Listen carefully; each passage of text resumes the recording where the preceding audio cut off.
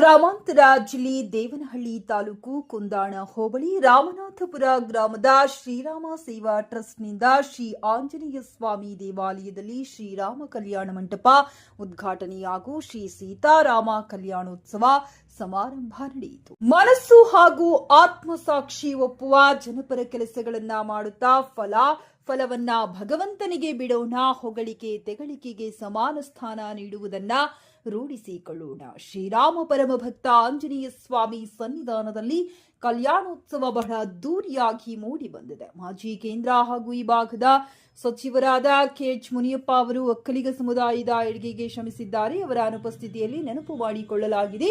ನಿತ್ಯ ಪೂಜೆ ಪುನಸ್ಕಾರದಂತ ಧಾರ್ಮಿಕ ಕಾರ್ಯಕ್ರಮ ನಿರ್ವಿಘ್ನೆಯಂತೆ ಜರುಗಲೆಂದು ಶುಭ ಹಾರೈಸಿದರು. ಇಂದಿನ ಈ ಕಾರ್ಯಕ್ರಮ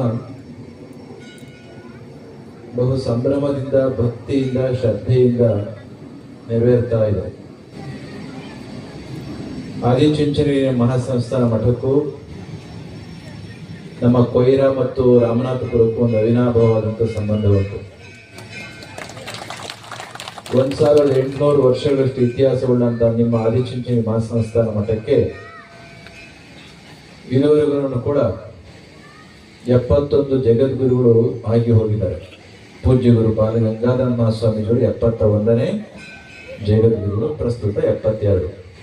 ಈ ಸಂದರ್ಭದಲ್ಲಿ ಬೆಂಗಳೂರು ಅಂತಾರಾಷ್ಟ್ರೀಯ ವಿಮಾನ ನಿಲ್ದಾಣ ಯೋಜನಾ ಪ್ರಾಧಿಕಾರದ ನಿರ್ದೇಶಕ ಪ್ರಸನ್ನ ಕುಮಾರ್, ಬ್ಲಾಕ್ ಕಾಂಗ್ರೆಸ್ ಅಧ್ಯಕ್ಷರಾದ ಕೆಸಿ ಮಂಜುನಾಥ್, ದಿನ್ನೂರು ವೆಂಕಟೇಶ್, ಹಿರಿಯ ಮುಖಂಡ ಜಗನ್ನಾಥ್, ಲಕ್ಷ್ಮೀನಾರಾಯಣಪ್ಪ, ವಿಜಯಪುರ ಮಂಜುನಾಥ್, ಬಿಜೆಪಿ ಮಾಜಿ ಜಿಲ್ಲಾ ಪ್ರಧಾನ ಕಾರ್ಯದರ್ಶಿ ಎಚ್ಎಂ ರವಿಕುಮಾರ್, ನಾಗೇಗೌಡ, ವಿಎಸ್ಎಸ್ಎನ್ ನಿರ್ದೇಶಕ ಮುನಿಗೌಡ, ಸುಬ್ಬೇಗೌಡ, ರಂಗಭೂಮಿ ಕಲಾವಿದರಾದ ಸಂಘದ ಅಧ್ಯಕ್ಷ ಕೆಂಪಣ್ಣ, ಜೆಸಿಐ ಮಾಜಿ ಅಧ್ಯಕ್ಷ ಶಿವಾಜಿಗೌಡ, ಖಾದಿ ಬೋರ್ಡ್ ಮಾಜಿ ಅಧ್ಯಕ್ಷ ಶ್ರೀನಿವಾಸ್, ಬಿಜೆಪಿ ವೆಂಕಟೇಗೌಡ, ವೆಂಕಟಗಿರಿ ಕೋಟಿ, ರಾಮಚಂದ್ರಪ್ಪ, ಗೋಪಾಲಗೌಡ, ನಾರಾಯಣಸ್ವಾಮಿ, ಮೋಹನ್, ಶ್ರೀನಿವಾಸ್, ಜಯರಾಮ್, ಶ್ರೀರಾಮ ಸೇವಾ ಟ್ರಸ್ಟ್ ಪದಾಧಿಕಾರಿಗಳಾದ ಗ್ರಾಮಸ್ಥರು ಹಾಜರಿದ್ದರು.